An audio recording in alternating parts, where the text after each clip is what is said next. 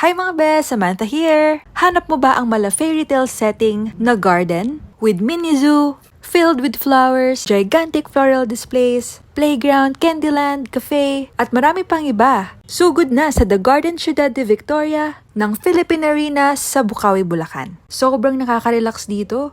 At childhood vibes talaga. Kita nyo naman, di ba? Sobrang happy ko mga best. Char! Tumambay na nga rin kami dito sa Flower Dome. Air-conditioned kasi dito. Time out muna kami kakalakad. And look mga best, so may camel, zebra, horse, and deer sila. And inabot na nga kami ng gabi, pero perfect din para makita namin yung lighting. Ang lakas talaga makabata dito mga best. Say hi nga pala sa pinakabata kong pinsan. Ang cute!